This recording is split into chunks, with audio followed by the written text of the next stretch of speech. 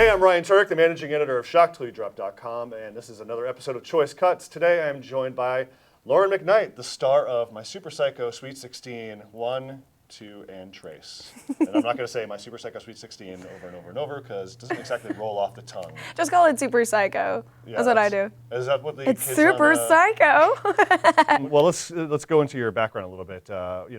What was the kind of impetus for you to get into acting? Well, I've always wanted to be an actor. I would see like little kids on TV and I'd be like, "Mommy, I can do that," and she'd be like, "No, you can't." Supportive. Very supportive. Actually, when I was 14 years old, I got my first agent out in Utah, and it was actually really just like some soccer mom that would be like, "Wouldn't it be cute if our kids could be in movies?" So I ended up doing some acting out there, and I eventually moved out to LA and somehow booked My Super Psycho Sweet 16. Wow. Did you do the whole Oakwood apartments thing, and moved out here, stay up there like all the other No.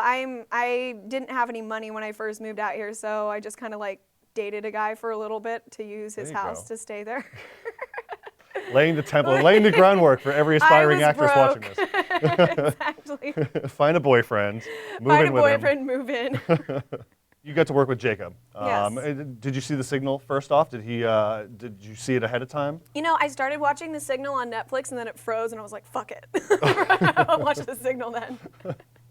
Well, what were your first impressions of him? I mean, somebody who is kind of just, getting into the genre and, taking off with his directing career. Well, first of all, I was surprised that he was so young directing these movies, that he actually he's such a great director for how young that he is, and we really get along. We're actually really, really close off set. So I actually feel like we're kind of like telepathic with each other. Like I can read his mind and he can read my mind. Like he'll come up to me on set after a scene and he'll be like, "Can you make it more like, when you, I got it, Jacob.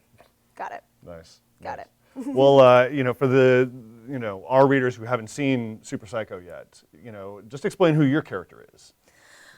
My character is Sky Rotter, of course, the typical like, oh, I'm the dark outcast girl with a serial killer father. I mean, is that really that typical? I guess in horror movies it's kind of typical.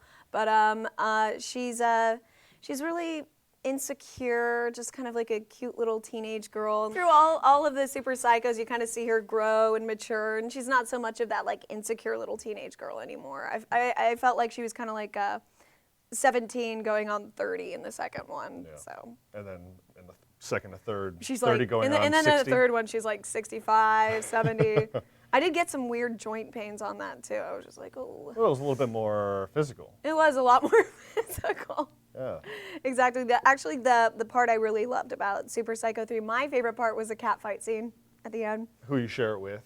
Kirsten Pratt. Yes. Yeah. You guys do a good job with that. It's good. I know. We were just like, I don't know, it was almost more kung fu. Since we both have martial arts backgrounds, I thought it was kind of funny. Both of us have taken 10 years of karate. So we were just really excited, just like throwing punches at each other. And I actually did really kick her a few times in the boobs, and I feel really bad about that. Yeah. She took it really well, though. She's like, "Oh, you kicked my boob." Again. Sorry, Kirsten.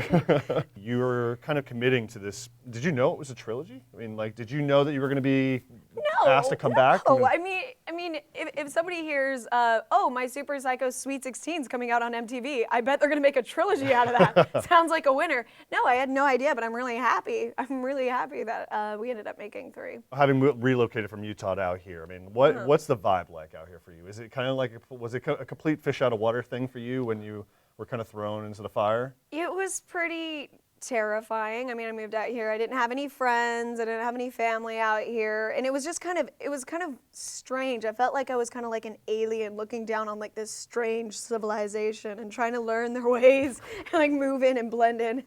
It's really weird out here. I mean, I still feel that way whenever I like go out in Hollywood, and it's just like, who are these people? Well, are you a genre fan? Are you a big horror fan, or have you become more of a genre fan now that you've gotten to know like guys like Jacob and stuff like that? I've been a horror fan. I mean, I really like. I love over-the-top gory movies that is just like you're just sitting there like, oh shit, like all the Saw movies, like the gore in that is amazing. I mean, horror movies like that is like sometimes the plot gets kind of sketchy or just weird or like way over the top. Plot? And I can totally plot. Yeah. What plot? What? I really love horror movies with excellent gore scenes in them. Nice. Yeah. Nice. I could just hear Nice and everybody bloody, screaming and laughing guts, about heads getting twisted off. I like that. that. Nice. I like that.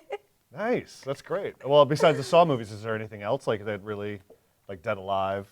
I mean, I'm sure you've seen that. Yes, yes. And let's see, what else? I'm trying to think of, okay, I really liked the gore that was in Silent Hill. Some of the gore scenes Oh, in yeah, that when he like okay. rips her skin off and Yeah. like throws her body back at the door. That was so good. Got a gore hound in the house. That We was like that. so good. But as far as horror movies that are more plot based, I like 28 Days Later. Movies along that line. I really loved that movie. I thought it was excellent. Nice. Well, out of the 3 films that you did for Jacob, I mean, what was the greatest challenge? Was there any challenge? I mean, was there a specific moment where you were just like, okay, this is tough to get through? I mean, it's really hard as an actor to try and, something as far-fetched as like my father being a serial killer and then me having to stab him in his heart. Like, how do you exactly put yourself in that like emotional situation? That's never exactly happened to me before. I've never had to kill my dad. He's actually alive and well. That's pretty difficult. Just trying to get yourself in that mindset and trying to really, I don't know, get there. Serial killer dad. It's hard. Also, the physical scenes in the last movie, I pulled a lot of muscles. That was kind of hard too. Yeah, It was you're carrying pulled muscles. a lot of weapons. A lot of weapons. I was really stoked about carrying that sickle, by the way. When I read that in the script and just like, and then Sky finds a sickle, I was like, yes. It's the random sickle hanging around the house. Yeah. Oh, it's in the living room. Yeah. It's a decorative sickle. You have one of those, right? You have a decorative Yeah, sickle? yeah, it's just hanging out. Of course. Right next to my chainsaw, my decorative chainsaw. And chainmail. I have Yeah. chainmail hanging in my kitchen. Oh, I don't know why. No, I don't. Decorative. I don't. Yeah. Well, you know, what do you want to do? I mean, like, obviously you want to branch out and find some more stuff. I honestly am just waiting. I'm trying to get myself established enough that I can get into a role that really, really pushes me as an actor. And eventually, I want to be taken seriously. That's about it. Any other actor would say the same. I just want to be taken seriously as an actor and be in movies that I can look back and be like, yeah, I'm proud of that. I'm proud of that movie. I mean, I'm proud of the Super Psychos. Yeah. I really am. But I'm ready for something a little bit more mature, I guess, than.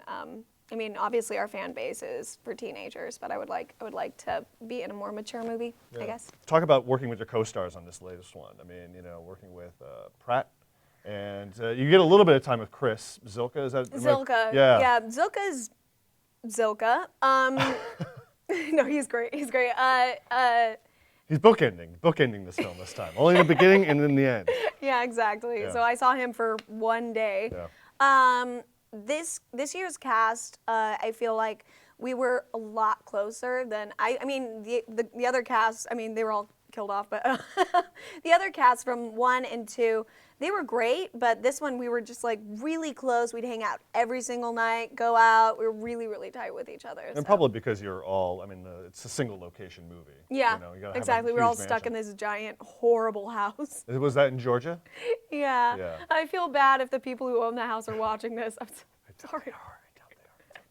Well, what's the buzz? I mean, like, are you willing to do some more of these? I mean, or because I mean, obviously You know what? can do It's fun. I love working with Jacob. I love working with all the producers like Alex, Maggie, Chris White, and Chris Lynn. I love them all so much. And the writers, Jed and Scott, like Yeah. we're all so tight. I would love to work with them again. I mean, maybe not on another Super Psycho, but they've been like collaborating together on trying to make another project, and I've definitely been included in this new project, whatever it may be. And I'm hoping it'll be good because if they wanted to do something together, they'd have a lot more free reign. Well, I think that about does it. Thank you so much for coming on. I really do appreciate it. Stay tuned next week for another episode of Choice Cuts, brought to you by Nintendo Spirit Camera. Talk to you soon.